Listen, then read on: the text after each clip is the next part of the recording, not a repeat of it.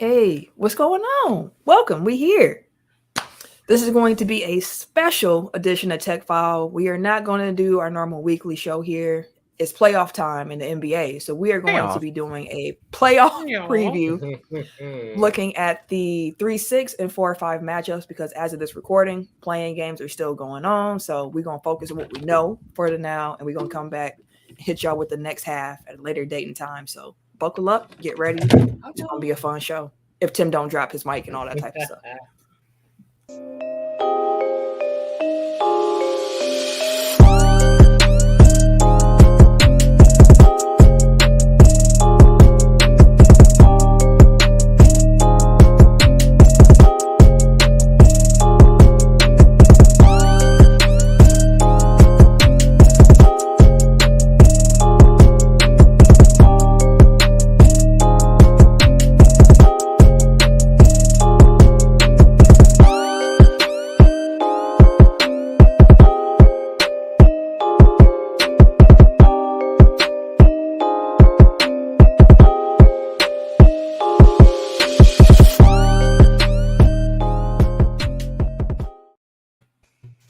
Welcome to episode 246 of Technical File, the sports podcast you never knew you needed. You muted, sir. It's your boy TIMKINZ, the number 3, aka Ketchum, aka Mr. Give It To Me. Hello. I thought he really did break the mic. I am the Eric J. Only known as the Eric J. And I'm Camille, point guard of the crew, the real life Tifa Lockhart, the girl next door, holding it down for all the women who love sports. And it's your boy K Harris, the gentleman. The gentleman. The everyday gentleman. 24/7. But better known as K Diddy. Take that. All right. Sport fact of the week, what we got? I'm going to start the shit talking real early. So on April 10th, 1999, the Chicago Bulls lost 82-49 to the Miami Heat. The 49 points by Chicago was the fewest points scored by an NBA team since the introduction of the shot clock prior to the 1954-55 season. Chicago's 18 field goals was also an NBA record low. 49 points in a professional NBA game. 18 shots made, bro. That's the defending champion Chicago Bulls scoring that much. Well, they went the same. That was a different age. I mean, you were they defending. Right? Huh? Wasn't that the Jordan-less Bulls? Yeah. When everybody left. Last dance Bulls. 49 points. Yikes. The first sit your ass down because your feet hurt. Yeah, bro. I ain't going back out there, bro. For what? I'm a starter, bro. I don't even need to be out there no more. I mean, the margin of the loss there. Yeah. Still, I've seen bigger L's taken. 49. Yeah, the fact that the winning score was 82. See, they lucky wasn't a modern NBA where it's like you gonna have to drop every game gonna be 100-something points. 120 plus. God damn, bro. That's where we at now. And again, like, why are people like, man, we need the 90s back? No, we don't. I remember it was a thing when they used to say, like, man, this team helped this, like, hold them under 100 points. Like, who the fuck doing that now? Who's doing that now? The Celtics, and that's it. I'm saying it happens from time to time. And you be sitting there like, yo, this game, like, they are breaking everything. The game that needs a name. Eric, before you give your suggestion, Tim and Ken, do y'all have any suggestions for the game that needs a name this week? For listeners who are unfamiliar, while these two are also thinking, the game that needs a name is where we kind of go around, name a category, and try to quickly continue naming things that relate to it. So if the game needs a name, if it's point guards, we just name point guards until we can no longer do so. Whoever's the last person standing wins. We gotta start doing standings for this too. Like, right, we should. I have not won Nan won. I think you won one. I think we all did. Really? Yeah, I think we like split the first four. Oh, yeah, okay. Between us. Tim, like you had one.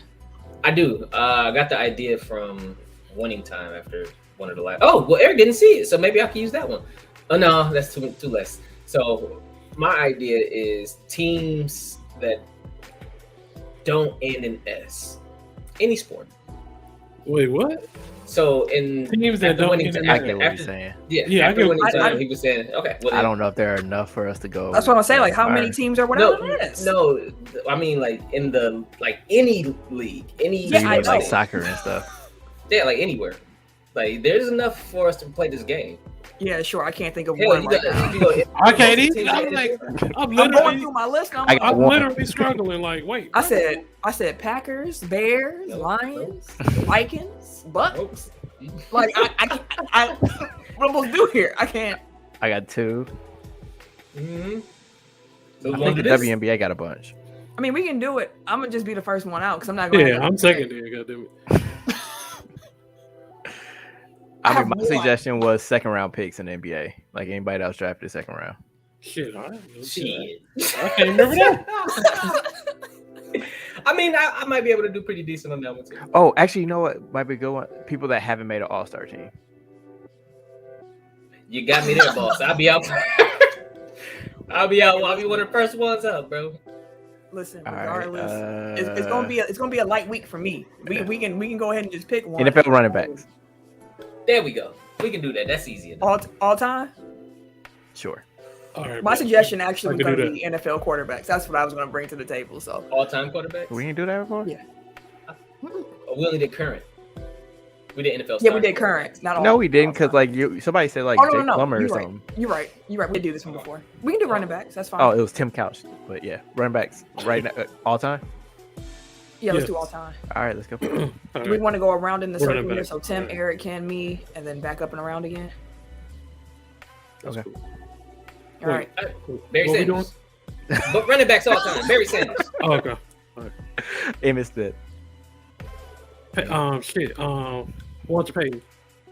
Aaron Jones. Eric Dickerson. Dorsey Levens.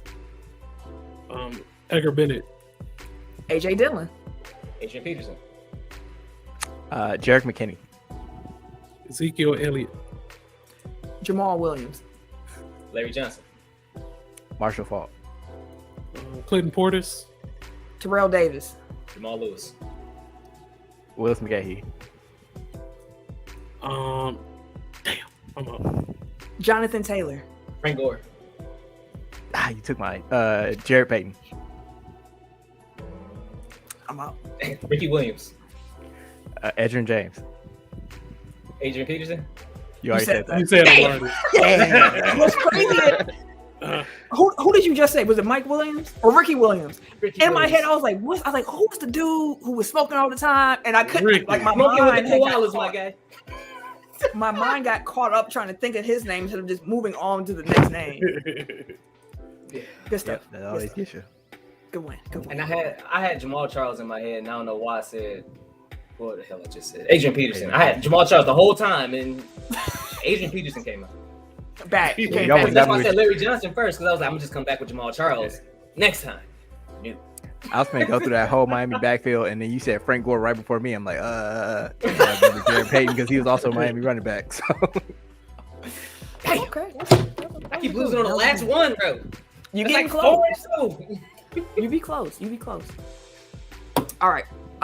Before we get into the topic discussion, do want to say, as a reminder, make sure that y'all check us out on the Good News Radio app every Thursday at 7:30 Central Time, 5:30 Pacific Time. You can also catch us on YouTube during that time where we premiere our second episode, Overtime, Tech File Overtime, Shut Up Alarm. And so make sure that y'all tune in. Episodes that we do for the Good News Radio for TGN Sports, we stretch ourselves a little bit more. So this week you can get the next review of HBO's Winning Time, covering episodes 5 and 6. And we do some interesting things over there, so make sure y'all check it out. Even if you can't catch it live, just make sure you go back and listen, either on the app, the TGN Radio website, or on our YouTube. Just go ahead, get them plays up. That's all we asking for. And let's just go ahead and get into the topic discussion.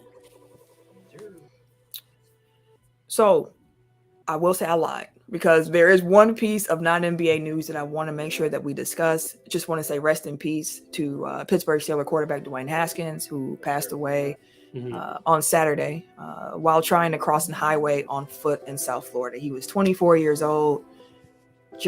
We don't really have too many other details right now, but I think anyone who hears that news can agree dying at such a young age is always going to be a tragedy. So just sending love to his friends, to his family, to his teammates, to all those who knew and loved him, just paying our respects.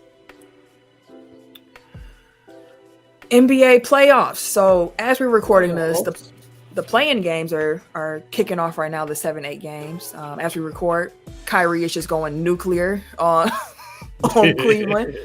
So we might know Surprise, how I'm back, motherfucker. right. We might know how that shakes out. But for this episode, we're going to focus on the 3-6 matchups and the 4-5. So of course, we're going to start in the Eastern Conference. Start with that 3-6 matchup, the Milwaukee Bucks against the Chicago Bulls. In case you were curious, the Bucks swept the Bulls in the regular season series 4-0. And we last saw them in the playoffs in 2015. Me personally, I haven't forgotten about that playoff series. I was at those games in the Bradley Center being harassed by Bulls fans. I have not forgotten. I have not forgotten. So I do want to ask y'all just off top. Any of y'all think the Bulls are going to win this series? Absolutely not. I got a better question. Do any of y'all think the Bulls are going to win a game in this series? No, I give them a game. No, I give them a game. I give them a gentleman's sweep. No, just me? Yeah, they're getting swept. Bucks and 5. Tim? I said I'll give him a gentleman's sweep. I said fine. Okay, so you got Bucks and 5 as well. The injuries that the Bulls are having right now is it's too much. So I agree. And I also want to say that if the Bulls were fully healthy, yeah, it'd be different. I would still take the Bucks. It'd be different. No, I said the Bucks. The Bucks not really, but they wouldn't get swept though.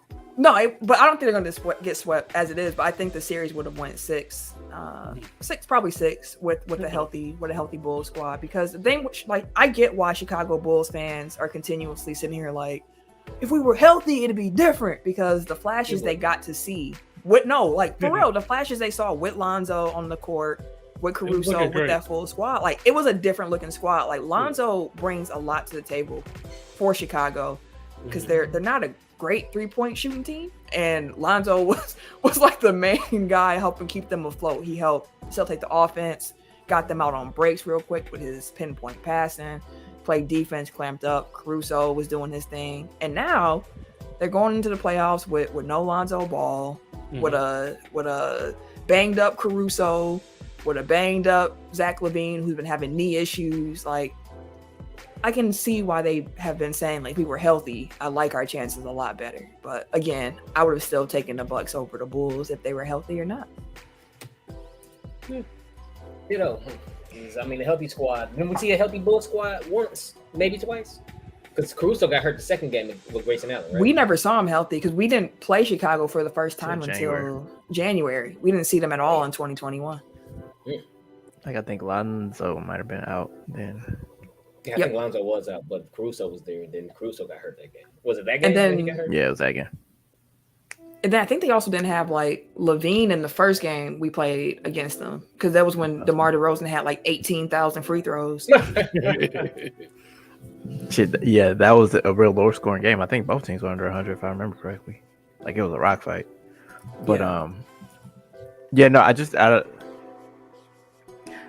White has kept the Bucks have been winning with offense this year, and I don't think the Bulls have the defense to do anything with them. That's where it really comes from for me. Especially with LaVine hobble, they're gonna let DeMar get off because, as he showed in that last game, he can go for damn near 50, and it really doesn't matter all that much. So just one, they don't have anybody for Giannis. Patrick Williams, maybe he'll show me something, but I still think that, that's, they don't have the rim protection. They don't have the long athletic bodies to make things difficult for him. They haven't shown the propensity to be able to actually build a wall and stop him. I think it was foul trouble that got him in trouble, that was the cause of his struggles in that last game against him. But other than that, he's kind of had his way with Tristan Thompson, Vucevic. Caruso, whoever they throw at him. As soon as they signed Tristan Thompson, they were talking about, oh, we got a big. And I was like, a big Have get y'all seen dunked him? on. Like, come on. Y'all seen Like- that man? Like, no, it's not like that. It's not like that at all. And I agree with you too. I did also drop into our doc because I thought it was kind of interesting looking at the offensive and defensive rating for some of these teams. The Bulls' defensive rating was 23rd in the league. Mm. Meanwhile, the Bucks' offensive rating is 3rd. Mm. Bucks' defensive rating was 14th in the regular season, but I'm hoping that what we see from the Bucks in this playoffs resembles what we saw from them last year, which is playoffs came and the defense tightened up. It tightened up. Like they became, I think they were number 1 defense in the playoffs last year. So like just tightening up, getting things together, knowing every possession matters, and really keying in on that. And maybe this is, my bias or wishful thinking on my part, but if you look at their fourth quarter defense, like it's probably, without looking it up, like probably top 5 in the league, just because like they have shown the ability to lock down when they need to, but like they kind of they took their foot off the gas this season. Like that's been clear like since jump basically. But like when they've needed, like I don't know how many games they've had like down throughout the course of the season, but definitely like since 2022 has started, where it's like they'll end the game on like a 9-0 run or 20-5 run or something like that, where it's just like they lock down and they just outscore them the rest of the game. It's like, so I've seen the defense there. It's just they kind of lose focus, and playoff time teams tend to be completely focused for the entirety of the game. So I think that the defense should be better, but maybe a month from now I'll be saying like, damn, we should have paid attention to the signs. So. No, I agree with you too, especially after Chris Middleton had got that flagrant, was against the Nets where he got kicked out the game. And Drew Holiday made a comment like, in 3 weeks in the playoffs, I'm not going to let that happen either. Like, what do you expect me to do? He's like, now, sure, you go ahead, get your bucket. But in 3 weeks, like, it's different. And when he said that, I was like, oh, yeah, okay, yeah. Playoffs are different beasts. Completely different. It's wild just how different that monster is. Like, wait, okay, so no, they've number 2. I was about to say, man, we can't even talk about. I was about to say the Grizzlies. Like, everybody like, oh man, the Grizzlies. And then one thing that I still kind of keep at the back of my mind, like I like the Grizzlies too, like a lot, but that playoff physicality is different for a lot of cats who out there been chirping a lot this season. Like the refs swallow their whistles a lot in the off season. So all of that talking, and you're gonna catch these fouls in the regular season. It ain't that many fouls being handed out like that in the postseason, and guys get a little more physical. So these games turn up, it's a little bit different. The headspace is gonna be different because now, like, damn, he might be able to move me and catch me with an elbow next one, and the ref ain't gonna call it. So a little bit of that gonna change. It reminds me of something that Kane says on Locked On Bucks. We were talking about the Miami Heat. And he was like, well, the Miami Heat, they're tryhards. Like in a regular season, they are tryhards, which is part of why they tend to rack up a lot of wins. But in the postseason, everybody is a tryhard. So like what does that gap look like at that point when everybody's putting in the exact same effort for every game? Mm-hmm. Looking forward to watching the Bucks in the playoffs again. I'm ready for this playoff run. I am ready for it. Any other thoughts on Milwaukee, Chicago? Good luck, Chicago. It should be a quick one. All right, man. And she won't even be disappointed this time. She already seen it coming.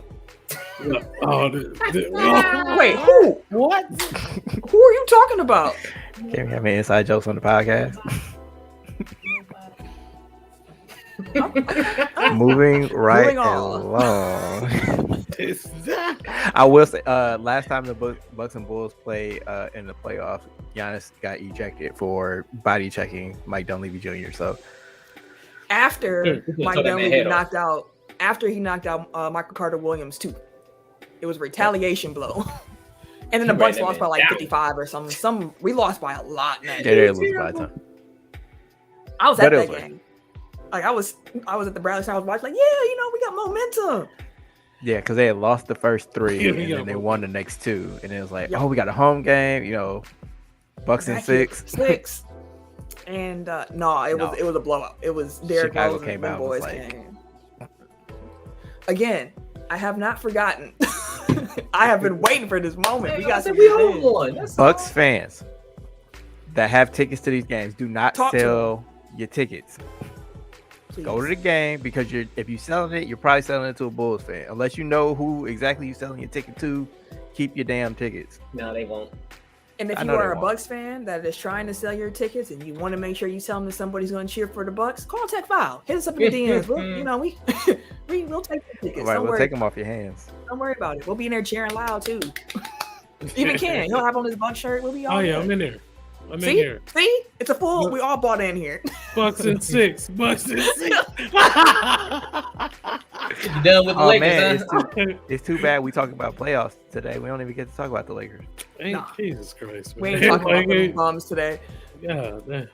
Bums. Hey, he told us Whole to keep bunch the of same figures. energy, didn't he? He did. We're gonna keep that energy. Oh, okay. He better gonna take keep all the meals too. That all that shit he was talking. Different come to playoffs, ain't it? What playoffs for them? We ain't even Exactly. 4-5 in the East. We got the Philadelphia 76ers up against the Toronto Raptors. The regular season results. Raptors won that 3-1. I think And two of those are the three of those games? Two of those games? I'll double check. Had Harden in the mix. And the Sixers will be without Matisse Thybulle because he chose to not get vaccinated, so he's not allowed to enter Canada. He got his first shot And then was like, And- fuck it. and then did not get the second shot because he said that he was raised in a holistic household and felt that he did not need to get that last shot because he already had a solid foundation of medical resources that could serve him beyond what that second vaccine shot could have done for him. I mean, you got the first one. boys spend too much time making excuses, more time making excuses than they do to actually get the damn shot. I'm Like, at a point with for real, like years. Niggas still research. I'm still researching the shot. The fuck? What more do you gotta study that everybody else ain't studied yet?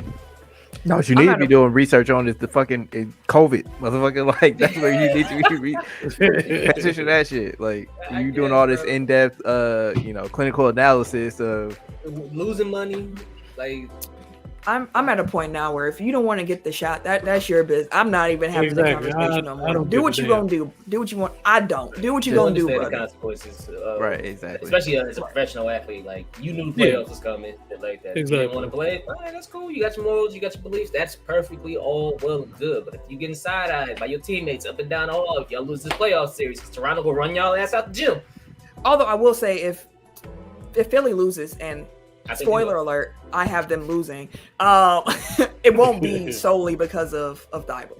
Like No, He's a big defensive I piece. have yeah, but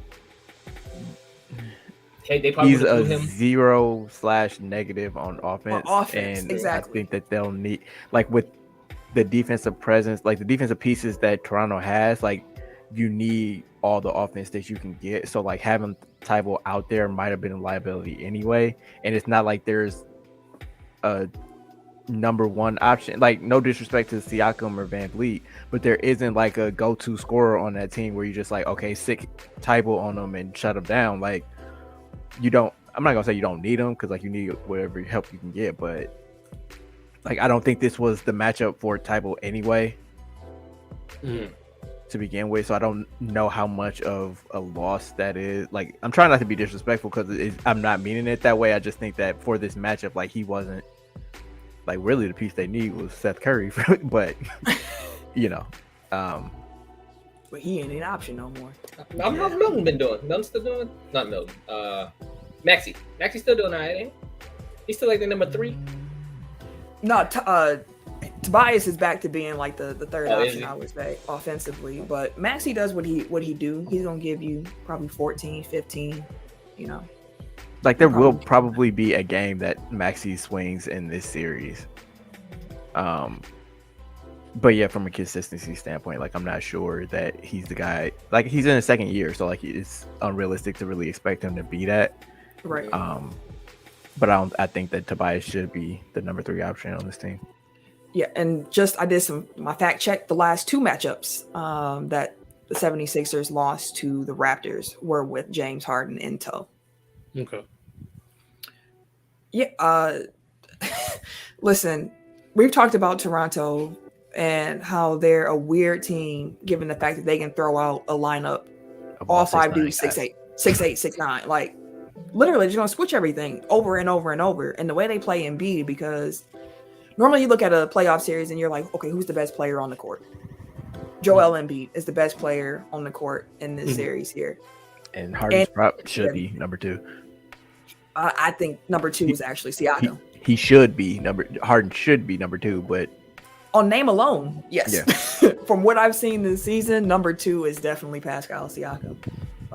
But they do a good job on Embiid, as good a job as you can do, just trying to force him into bad decisions. Because they're going to in the regular season, they would just double him almost immediately and try to force him into a bad decision. Mm-hmm.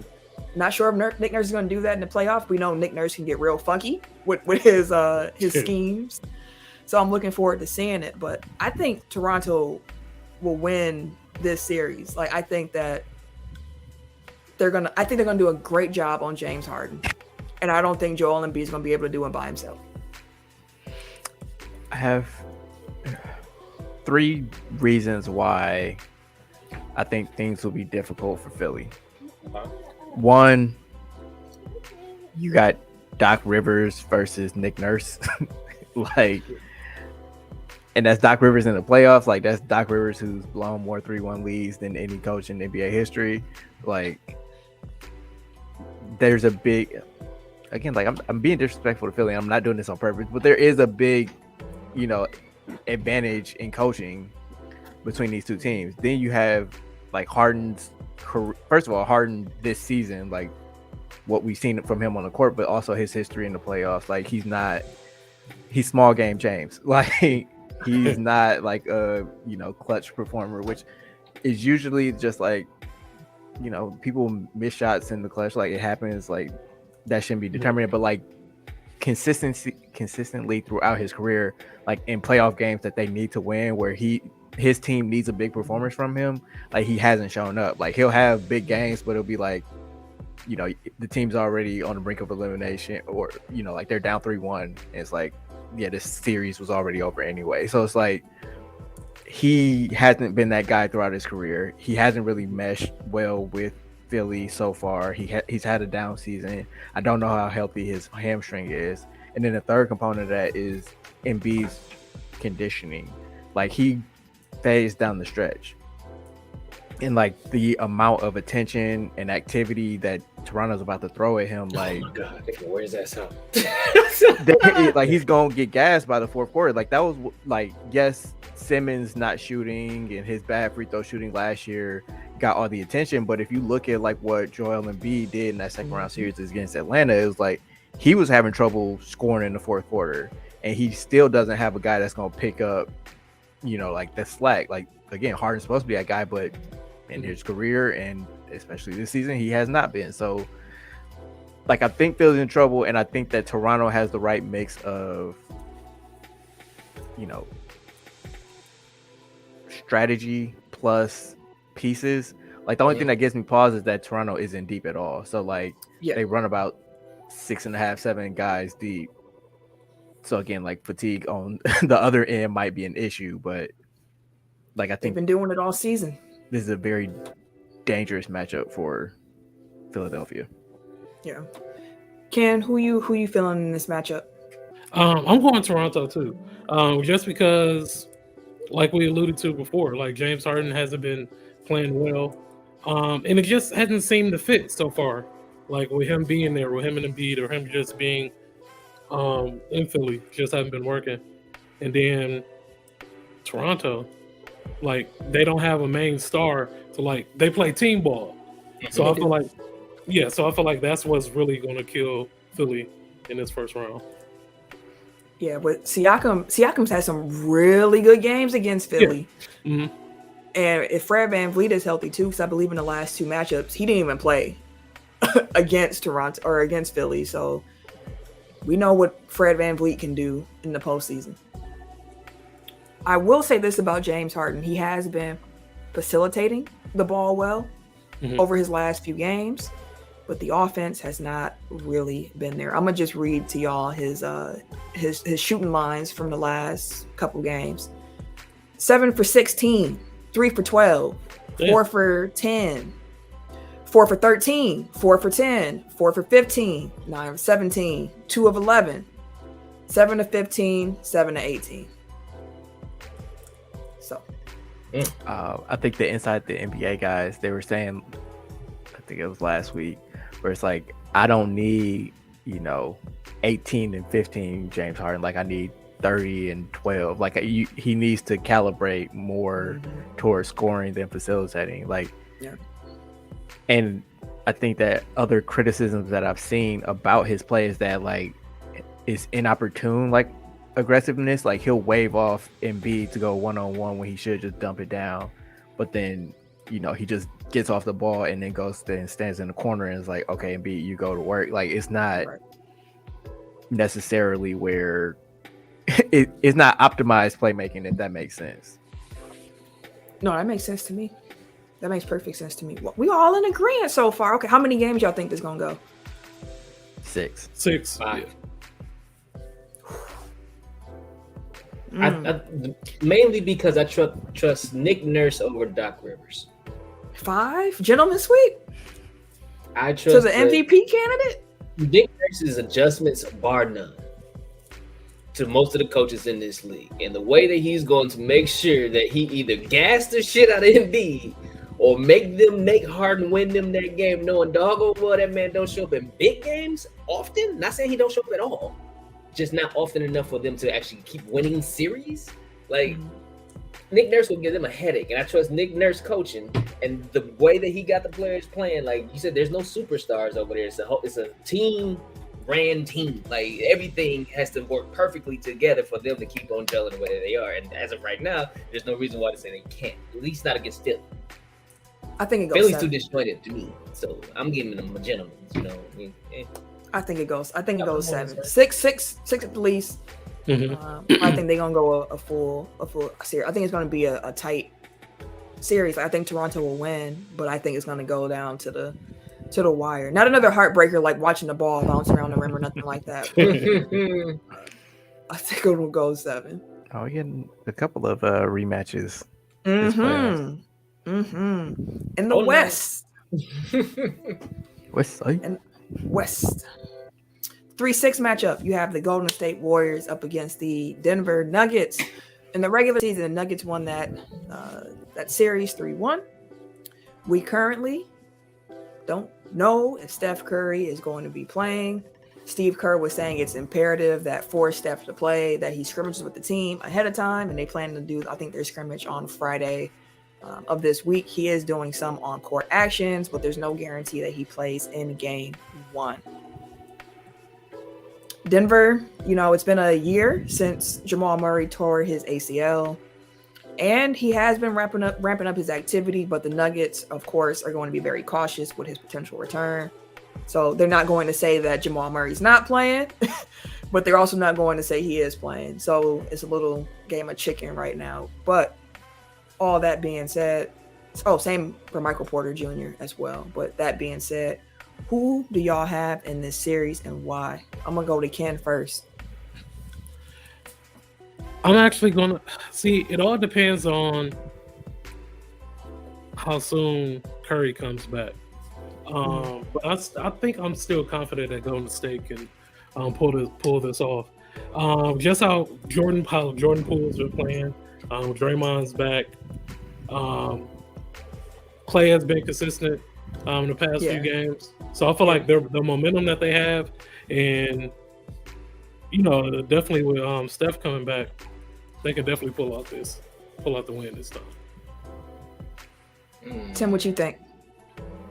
I'm looking at your face, but I'm like, Tim, where are you at? I don't know, bro, because they've been rough lately, bro. Like, Jordan Poole been doing his thing, but they won their last 5 or 6 games or something like that to end the season. Like, they definitely did have a rough stretch, but to end the season, they went on a little run. Who did they play though?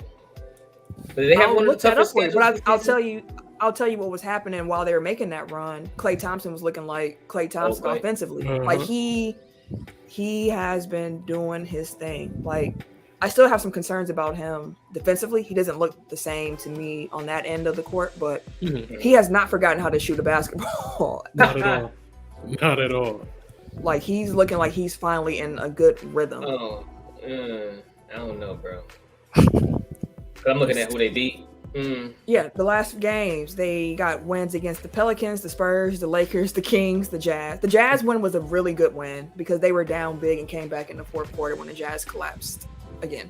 That's what they do. That's why I'm like, They've had like 3 of those collapses so far this season, if I can remember correctly. But I can get your hesitation with Golden all State. Those teams. I mean, yes. Hey, Yeah, I was gonna say even the argument that the Spurs and Pelicans had something to play for down the stretch. Like I think by that point, like their seeds were locked in. So I'm pretty sure the Spurs rested people, and I don't know what the Pelicans did, but yeah, like those black. I mean, honestly, like looking at season series or season results by and large are kind of like I have no idea what. I think we said this last week, but I have no idea what to make from this season. Like I don't know who's playing, who had motivation to start people, who was just like, was it a 2-pine game, as Marcus Johnson likes to call it, or was it, actually like full strength team? Like people have been in and out of the lineup. Like that's why I don't know where to go with this series because I don't foresee that the Nuggets will bring back Murray or Porter just because it's like trying to integrate people that haven't played pretty much the entire season in the middle of a playoff series is like it can be tough. Yeah. Like obviously with Steph Curry, that's a different question. He's only been out for a month and a half or whatever it's been. I think middle of March he got injured. Yeah, but the issue is that they haven't had Steph, Dre, and Clay the entire time. Which, while they've had like 7 or 8 years together previously, like it's been 3 years since they played with each other, and it's a new Clay, it's an older Dre. And Steph coming off of an injury, so that's a long-winded way of saying like I have no fucking clue. I will say that the Warriors without Steph playing against Jokic is probably going to be a problem. And obviously, like I have respect for Draymond Green, but like Jokic is a whole different animal from the centers that he's had to defend in past playoff series. So I'm leaning Denver just given the current health situation, but I don't feel good about it. Yeah, I saw Draymond. He was asked recently what it's like guarding Joel Embiid and guarding Nikola Jokic. Like what's it like? The Embiid stuff I won't even bring up because they're not playing, but when he was talking about Jokic, he was like, both of them, they're 7-footers. They got me by like 60 pounds or so. He was like, but Jokic, he was like, I always feel like I'm playing good defense on him until he hits that stupid little leg up fadeaway thing that he do. And it's true. Like first that fadeaway, it's ugly. I hate looking at it. That little leg that come up, I hate looking at it, but it'd be effective. And Draymond's like, I do what I can. And sometimes he can force him into a bad shot, but he's going to have his work cut out for him. I'm curious to see if they're going to start Kevon Looney on him, and then by the end of the game, when it's closing time, it's Draymond on him. But I'm going Warriors. I think that, of course, Jokic, I think he's the MVP this season. What he's been able to do has been impressive, for sure. Denver is a good team. I just think that Golden State's a little bit deeper. I think they have a couple more options on their squad to get you a bucket than Denver does, because Clay could go nuclear in the game. Jordan Poole could go nuclear in the game. If Steph comes back, which I'm assuming he does at some point. If Steph only misses a game or two, then I feel really good about that prediction too. If Steph's out past the first 2 games, then it might be time to worry, especially if they don't hold home court in this series. But I think Golden State will do it. I think we'll see Steph at some point. And I think Steph, even at 80%, is good enough to really swing a series. So I'm going Golden State. Camille, you talk about Poole and Clay can go nuclear, but you forget that they have Austin fucking Rivers on the other side. I don't have anything to say. I mean, I think he did have a game that he damn near won for them last year in the playoffs. But like, I feel like Embiid supporters for MVP have been pushing this narrative that, you know, like Jokic is just a regular season stat chaser and all that. Jokic turns the fuck up in the playoffs. Like, say for last year's series against Phoenix, which, I mean, yes, that counts. But if you look at his numbers in the other series, like, he turns up. So it's not that he's just some regular season fluke. Like, no, he's legit. And like, I'm expecting that type of performance from him. Like, if he averages like a 30-point triple double, like, I won't be surprised for this series. I wouldn't either. In the last playoffs, the entirety of last year's playoffs, he averaged 29.8 points, 11.6 rebounds, and where them assists at? And 5 assists. So the assists were down in the playoffs last year for him, but like, you're going to get, I'll say, at least 25 and 10 out of him. Yeah. I was going to say, like, last year they were still adjusting on the fly to losing Murray, and Porter wasn't ready for the off. So it really was like, they were forcing him into passes and nobody else was hitting shots. So Aaron Gordon was still fresh-ish. So to repeat, me and Ken are going Golden State. Yes. Tim, did you ever make your decision? You said Denver? Yeah,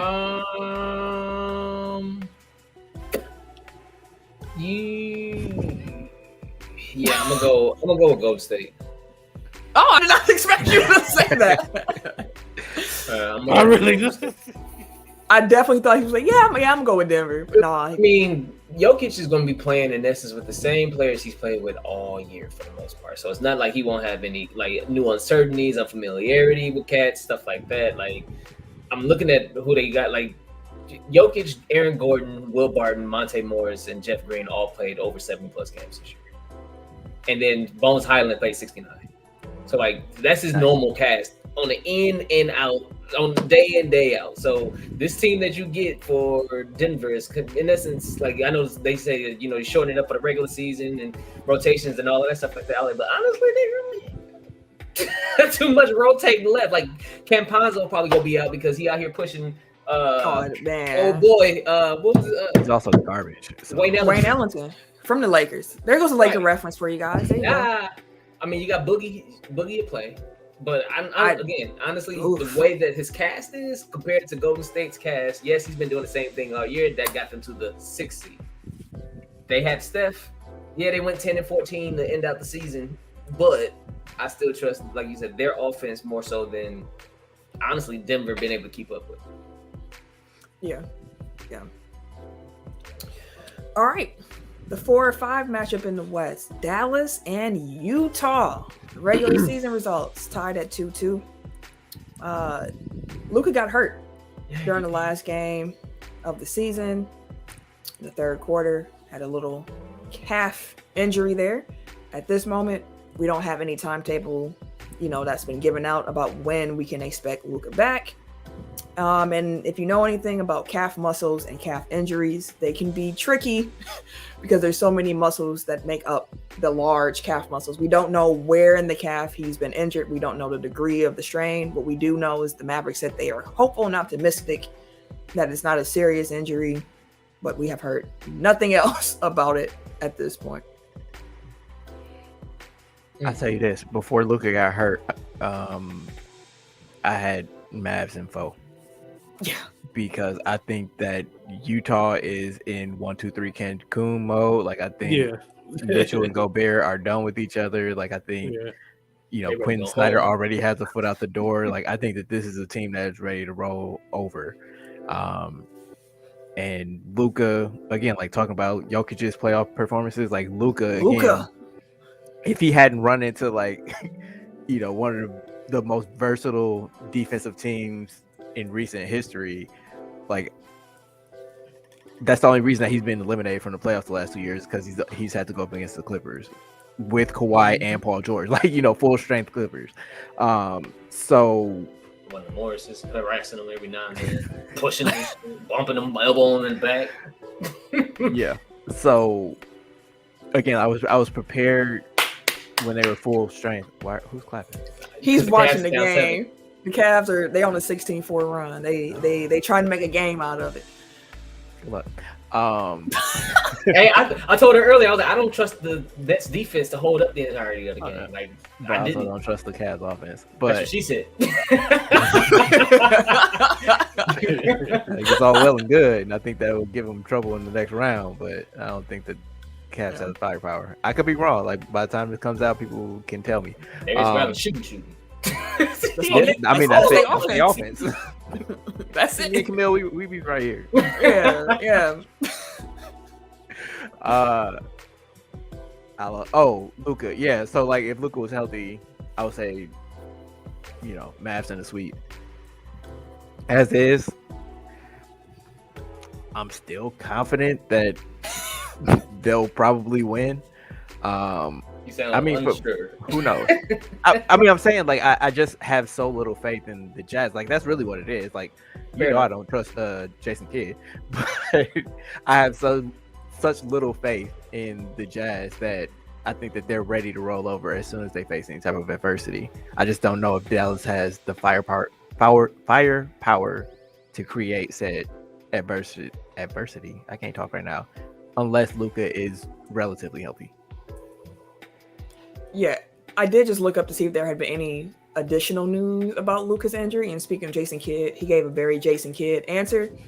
He said, quote, "If he's able to go and put on his shoes, then he's going to go. If he can't, we're not going to put him in a situation to jeopardize it and make things worse." You said nothing I already know, sir. Thank you. I mean, also, I don't expect him to say much else but that at this point, because again, a game of chicken. You don't want to show your hand too quick. I'm also going Dallas. If Luka is out, similar to kind of I felt about Golden State, where if he's out past game 2, I'm a little worried about their situation, especially if they like lose the first 2 games in that series, and then they're going to Utah, and it's like, okay, now you lost home court in the worst way. You're going to Utah down 0-2. It's sad, but I really hate injuries. Like Eric said, I feel like because the Jazz is ready to implode at any second right now. I was looking at the Mavs record without Luka. They was 8-9. They did have a game against the Jazz, which they lost by like I think 4 or something like that. But again, without Luka, I think that they're not dead in the water because Dinwiddie will step in and be the de facto point guard in essence. And they still have Jalen Brunson, and they still have. Oh, he's gonna be the point guard. Brunson gonna probably go back to early season Brunson without Luka, and they started getting his shit off again. I mean, Brunson's had a great season, just period. Mm-hmm. And one thing that Brunson has mentioned was he spent all summer thinking about how poorly he played in the playoffs last year. Like he's been waiting to get back, have this moment again to show like, yo, I'm a lot more than what I was able to produce last year.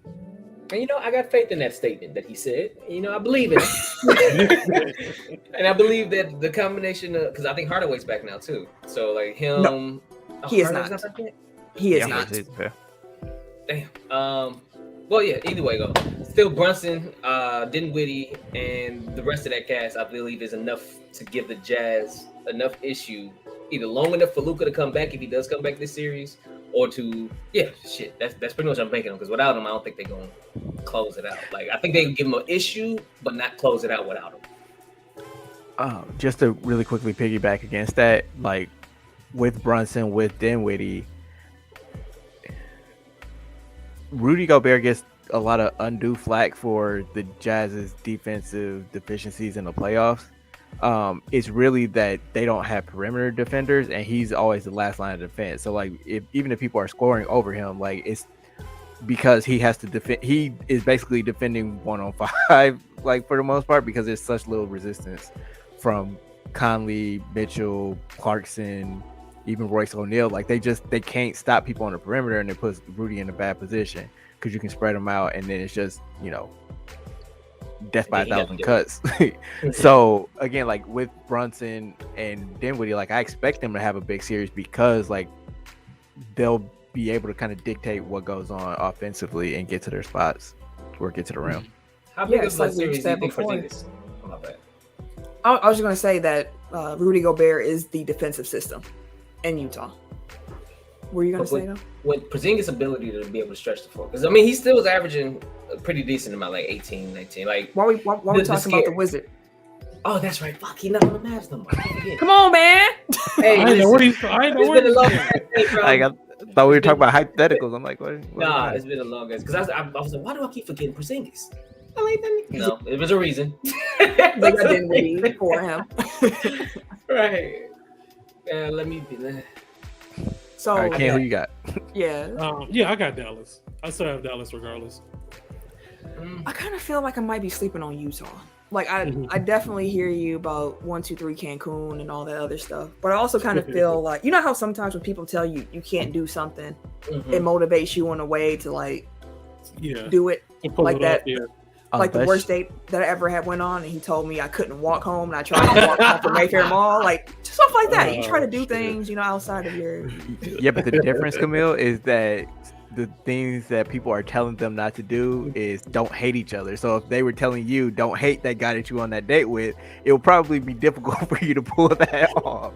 So I don't think like it's not so much like what they can do on the court. It's like I hate these dudes and I don't want to be here anymore. Boots made for walking. We cannot take for granted or overlook playoff Mitchell, because Donovan is a monster in the playoffs, like a monster in the playoffs. I'm curious to see if he'll be able to turn that on, because this regular season he's not shown up in fourth quarters. He's gone missing. Put him on a milk carton. That's why they're blowing so many fourth quarter leads. Exactly. And the thing is, like, go ahead. I was just gonna say, and again, like me not wanting to give too much credit to Jason Kidd, but they're playing defense in Dallas, and it's not like taking Luka out of that defense is gonna make it any worse. So, again, like they have more than enough multi-positional defenders that they can throw a whole bunch of shit at him. Now the thing is, like, Utah can still bomb away from three. So I like, to your point, Camille, like I don't want to write them off completely because they have so many shooters. Like I think they're still like the most efficient offense in the league. So yeah, I'm not writing them off completely, like from style of play stuff. It's just more so like internal chemistry. It seems to be trending in the wrong direction. Yeah, I can definitely agree with that. And they say all the right things in the media, like, we had a team meeting and we decided we need to put things to the side because we know, like, we work together, we got talent. And I'm like, I hear y'all, and we do see it. Like, they had a good season even with them hating each other. But you know what, now that I'm thinking about it, to your point, when you're in the trenches in the playoffs, your back's against the wall, you got to really dig deep with your brothers. I don't know if they can do that. Like, do they have the togetherness to be able to do that in a difficult situation? Pressure shows who you really are. What's up, Jeff? Get to watch you live. We appreciate you. Hey. That's Kane 8, 6, 7, 9, 10, 11, 12. What's up, that's man? Kane Boogs. Yeah, that's the new name. Hey. That's the new name for you on the pod. So we all got Dallas, it sounds like, right? Yes. A lot of I'll say 7. I'm gonna go Utah. I know I said Dallas in the beginning, but honestly, it truly depends. I'm thinking about if Luka comes back and playoff Mitchell. I feel like Donovan will try to win in spite of Gobert. That's what I'm thinking about Donovan. I think Donovan be like, I don't give a shit what y'all talking about. I'm gonna get these buckets. I'm gonna make sure we win. I'm gonna make sure we do this in spite of bro. I'm only gonna pass him the ball like twice this game, so don't expect that shit out of me. Everybody else got it, but I'm gonna take us there, bro. Like, big guy, you block shots and stuff, bro. But I'm not giving you the ball. You better get a rebound. That's how you get the ball. I think he'll do it in spite of. So I'm gonna give Utah. Kane came through and said Bucks and 4. You sound like half of the cast here. Me and Tim thought it was gonna be a gentleman's sweep. Eric and Ken think it's gonna be a clean sweep. But yeah, that's the playoff matchups that we know at the moment. So we're gonna come back, as I mentioned, in another episode to preview the 1-8 and the 2-7 matchups in both conferences. Do we have any blow the whistles? I got one. Ooh. Go ahead and cue it up then. What's on your bird? We've only mentioned them a couple of times this episode, and I know we said we weren't going to talk about them, but Los Angeles Lakers. Yeah, they're giving the whistle, bro. Can't say wait, what? Can't say wait, what? Hold on, I'm gonna give you. Oh. I'm gonna see if I can do this. Hold on, I'm gonna You try got to a give you a whistle? full screen. No, I ain't got no whistle. I'm gonna try to give him a full screen to get his rant off. Continue though. I mean, just, I'm ISO him, but feel free to jump in if the spirit moves you. I have a couple things. One,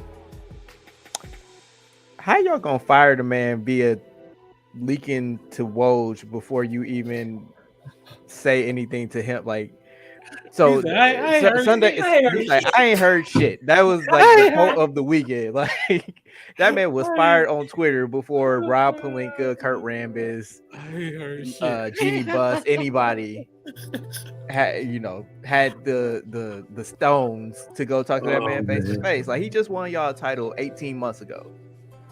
Like, it's disrespectful, and it's like now they're coming out, they're leaking to people like, oh, we're gonna chase Nick Nurse, we're gonna chase Dwyane Howard, Doc Rivers. I mean, Doc Rivers might be available, but like you're chasing all these big name coaches. It's like, why would anybody look at how you treated a championship winning coach and be like, yeah, I'm gonna sign up for that? Like, I get it, it's the Lakers exceptionalism, but it's like most of those people are in very good situations. Yes, Kane. Kane asks, are the Lakers going to make Bron the coach? I mean, it sounds like he wants Mark Jackson, which if they make that higher, then LeBron James is the coach, because Boy, this gonna be a rerun. Mark Jackson's just gonna be up there preaching, but the X's and O's is gonna be all Bron. But yeah, like that's the thing. Like, the Lakers think that they're still the Jerry Buss Lakers, but you're actually like a mom and pop operation that's super dysfunctional, and it's just like, you gotta get your shit in order. Like, what's his name? Pelinka? Like, yes, he got LeBron James, quote unquote, and he got Anthony Davis. I think Magic Johnson got LeBron James. That's why I said, like, he was there when LeBron came. Like, so you assembled a team with LeBron James and Anthony Davis, but if you weren't in Los Angeles and didn't have the prestige of the Lakers, like, you didn't do anything to get those players. Like, you drafted, like, the people that you drafted, you didn't develop. You trade them for Anthony Davis, they go elsewhere and they flourish. Like, everybody they drafted going. So like, you can't say that it was just like, oh, we picked bad players. Like, no, you just didn't know what to do with them, or you didn't give them enough time to show what they could do. So you were a bad evaluator of talent. But again, like, it's just, LeBron told me to keep that same energy, so I'm keeping that same energy. Like, your process is bad, and you need to address that before you get to anything. And like, I'm not coming at Lakers fans because it's like, it's your team. Like, Ken done left. What the hell? The Showtime Lakers was more fun than these. Like, it's a come to Jesus moment. It's like, we gotta face like what the Lakers are, and it's like, they can be great because they have all the advantages of being the prestige team in the league. It's just like they're being run by a bunch of idiots. So, me, Tim, and Ken made a guest appearance this past weekend on the 94 Feet podcast. Shout out to those brothers over there. Shout out, brothers. I'm not ducking y'all. I was really out of town. So one thing I mentioned on their show was like, the Lakers are going to end up being Knicks West. Like, they got to really get it together before they become the New York Knicks of the West Coast. Like, there's only so long that the brand name itself is going to get you something. Like, you're going to have to start making better decisions. I'm not sure why the Rambises are in y'all front office making decisions when Kurt Rambis has a track record of being not successful everywhere he's gone and tried to play that role. It's the energy has been really weird. Like, in the exit interviews, like, everybody's tone changed. Where now it's Rob Pelinka saying, like, the roster stuff, that's on me, it's my fault. And LeBron's like, I got nothing to do with the roster going forward. I'm gonna just do my job, and I'm, hey, I'm sure in the off season they gonna, call me, see what's up. I'll give them my opinion, but they gonna make all the decisions. I'm like, I guess this Westbrook thing really made y'all reevaluate how y'all doing stuff. And even Russ was in the press conference talking about something. They keep saying, AD and LeBron say over and over, we gotta let Russ be Russ, but we all know that ain't how it went. And I was like, the honesty, the truth. Ken, do you have anything you want to get off your chest about your Lakers to end the blow the whistle on the LA Lakers? Nah. I'm very frustrated with how everything is going, but again, it was huge disappointment, man, and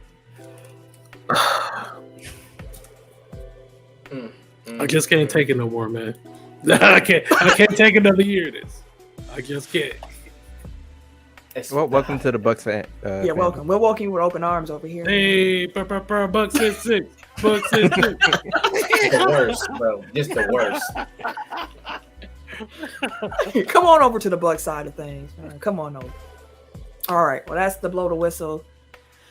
Tech Top 5, which I don't think we decided on. So it's going to be off the dome. hip. My suggestion was top 5 championship contenders. So just rank them like who you think would be Yeah, we can definitely do NBA playoffs. Who in the NBA playoffs this year or this season have the best shots at becoming champion? Our top 5. We do have one more Laker comment. Kane Boobs. I mean, if they would have been a top half of the teams in their division, if they didn't take Russ in, maybe they are tanking and get Bronny. Bronny's still 2 years away. I hope they're not doing that. I hope they not, because Bronny not even worth tanking for. The worst. Sorry, LeBron. The worst.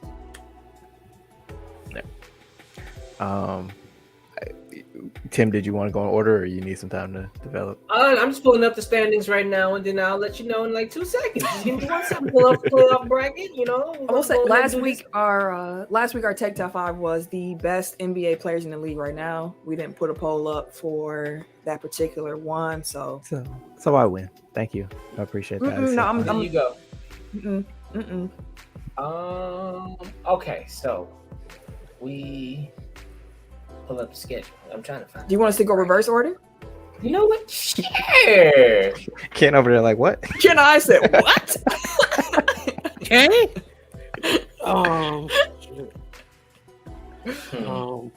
Okay. The West got some teams. Okay. At 5, I am going to go Raptors. Ooh, really? You think you gotta Okay. They got a real shot in your book, huh? Yeah. 4, I want to go look at the score real quick. I'm gonna go Nets.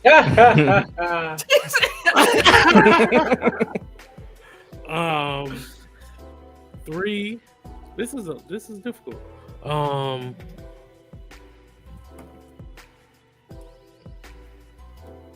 Grizzlies. 2, I'm going to go Celtics. No, sorry. Come on, man. Think of last year's finals. Yeah, that's what I'm gonna do. Suns and Bucks. Suns 2, Bucks 1. So you don't have the Celtics at all? No. Well, no. Yeah, I'm gonna take I'm gonna take Toronto off and put Boston.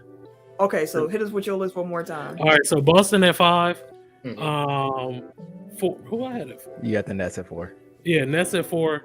Why about 3? I can't help you with 3. I want Nets at the Nets, right? You got the Nets at 4. Wait, Jesus Christ! Did you have Memphis at all? Yeah, Memphis. There you go. Memphis. Warriors. I had Memphis. And then Suns and Bucks. Wait, in what order?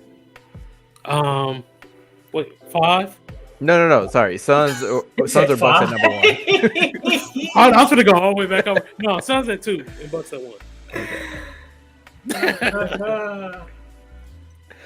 Okay. Tim over there, like it ain't that easy, is it? Yeah, I was about to say like it ain't easy being cheesy. You know what I'm saying? I knew he was gonna say that. I was about to say ain't being cheesy part 2, and I was like, no, I'm gonna let him go. No. All right. So for me, 5, I'm going with the Memphis Grizzlies. Mm-hmm. Surprise, number 4, I'm going with the Miami Heat. Miami. Number 3, I'm going with the Boston Celtics. Bullshit. Number 2, I'm going with the Phoenix Suns, and 1, I'm going with the Milwaukee Bucks.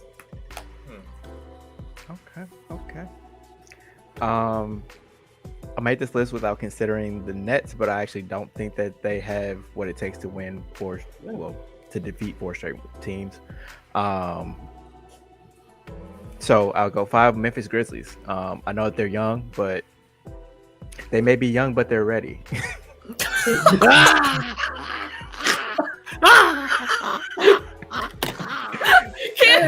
Took his headphones off and left. Hell no! Hey, we haven't had a Robert Kelly boy reference in some years. Ain't nobody got time for your mess vacay, Jay. Now, come Hey, on, boy. Seems like you're ready. I see you, EJ. my man's still on vacation. Get your ass back here. Come on. I see where you at. Ain't Ain't nothing wrong with a little like, come on now. bumper Nah, they ain't young and ready. Bring their ass on. Come on. I see you. But no, for real, like I like to your point earlier, Tim, talking about, you know, like young teams, like they got to adjust to the playoffs. Like they have been in playoff situations the last 2 years. Like they had to play in the bubble. They had to play in last year. They had the first round series against the Jazz. Like they're deep, which, you know, is a double-edged sword in the playoffs, but I think that they're deep with good players. So like even if they shorten their rotation, like they still have, like, they can go 8 deep, they can go 10 deep, like it don't matter. Like whatever the matchup calls for. They have a great coach. Obviously, Ja is top level. So like the only thing, like if you had a team with this profile that wasn't led by a bunch of kids on their rookie deals, like you'd be like, yeah, this is a championship contender. So like easy. Like I discount the inexperience a little bit in that. For I got the Warriors. Like if Steph comes back, like Steph, Clay, Dre have made the finals, you know, like the last 5 times that they've been in the playoffs together. So yeah, no, 3 Celtics, 2 Bucks.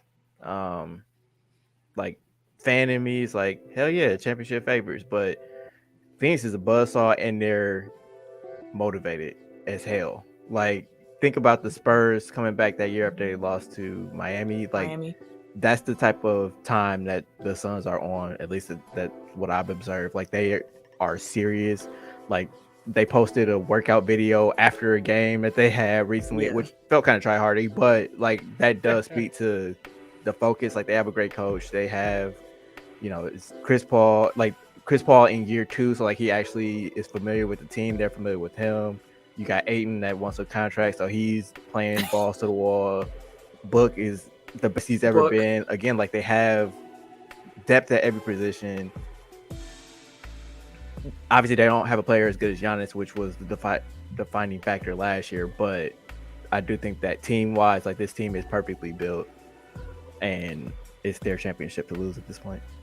I feel you. The only reason that I have the Bucks at 1, and it's not even a fandom, but until you knock off the champs, you the champs. So the Bucks are going to remain number 1 until they not the champs no more, in my book. And to your point about Phoenix and them coming to the season motivated, I think the Bucks are also coming into this playoffs with a different set of motivation as well, because although they were the champions last season, a lot of people still don't respect this squad. They don't respect what they did. They think it was luck. They think that, you know, it's all because of KD's foot and nothing else. Kyrie's ankle. Exactly. And they have something to prove. They came into the season not taking a regular season as seriously as Phoenix did by any means, but they came in and you can see the improvement that the core players who are going to be getting the minutes have made. You saw them have to navigate most of the season without Brook Lopez. They were able to hold the water there, although he is such a key part of what they do defensively. Having Brook on the court unlocks Giannis to be Giannis, the defensive player of the year Giannis. And honestly, Giannis wasn't bad as being the rim protecting 5 either.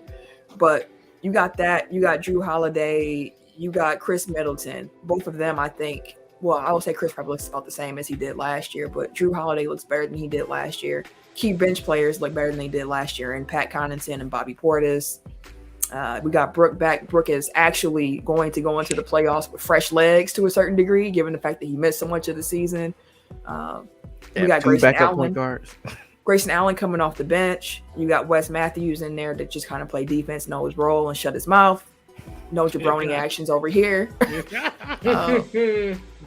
I feel good about. I mean, I don't have to convince you or anything like that, but for the listeners, the Bucks are a team that I am very much looking forward to watching, even outside of my fandom, just to see the level that they come out and play in this playoffs, given all the noise they had to hear as champions. No, I definitely agree. The Bucks are a sleeping giant, and I think that they'll wake up in the playoffs. But Phoenix has been awake all season, so it's like I can see, like, I don't have to assume, like they're gonna kick it into gear, like, and like Javon Carter and George Hill, like they're getting Jeff Teague's minutes, so like that's a clear upgrade. Plus, but no, I've been saying since I think January, I'm like, this is shaping up to be a repeat of last year's finals. So yeah, I hope I'm wrong, but I do have Suns over Bucks as of right now, based on the body of work. I feel it. And the Kane Books comment in the comments. Don't forget about Javon Carter. This might sound sacrilegious to a certain degree, but I was kind of hoping that Carter might be able to take some of George Hill's minutes in certain matchups. George Hill, of course, is more switchy against bigger guys, but if it's a matchup with a smaller point guard, I would love to see Carter get some minutes out there defensively. So, Tim? In the East, Kyrie and Van Vliet. Trey. You could throw him on Trey a little bit. Go ahead, Tim. I honestly only got faith in two teams in the West. So number 5, I'm gonna go with Miami. Number 4, I'm gonna go with Boston. Number 3, I got Memphis. 2, Phoenix, and number 1, Milwaukee. Okay. And there you have it. Part 1 of our NBA preview. We'll come back at y'all with part 2 covering the 1-8 and 2-7 matchups. And as a reminder again, make sure that you tune in on Thursday or catch the replay of our overtime show on the Good News Radio Network and on our YouTube page. Those are the only 2 places y'all can get this. So if you're like, oh, listen on Spotify, can't get overtime there. So make sure that y'all check that out. Damn.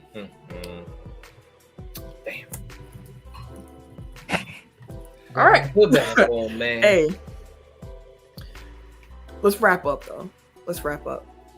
If you want to follow me on social media, you can catch me. Wait a minute. On the Twitter, Instagram, and these PSN, 2K, and GTA streets at Camille Monet, CamilleMonae, because your mom is fancy. Thank you, sir. At your world champion. Hey, we see too shiny, bro. It's blurring out, bro.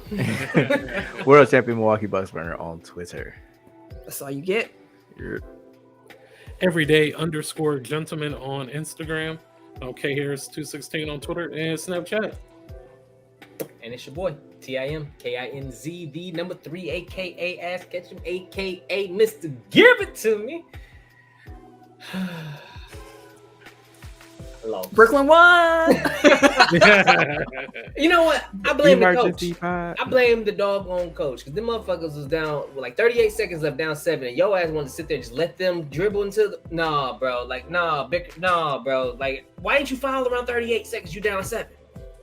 It's still on 3 possessions. Why? They knew what it was. You play straight up defense. Now you want to foul with 20 seconds left? No, bro. You gonna lose. They knew what it was, fam. It's over. Try again on Friday. Stick a fork in. Try again. Yeah. Hopefully they can beat the Hawks. Yeah, no love for Charlotte. No, I don't think Charlotte gonna do it. But that's another conversation for the day. We're gonna catch y'all later. Peace out.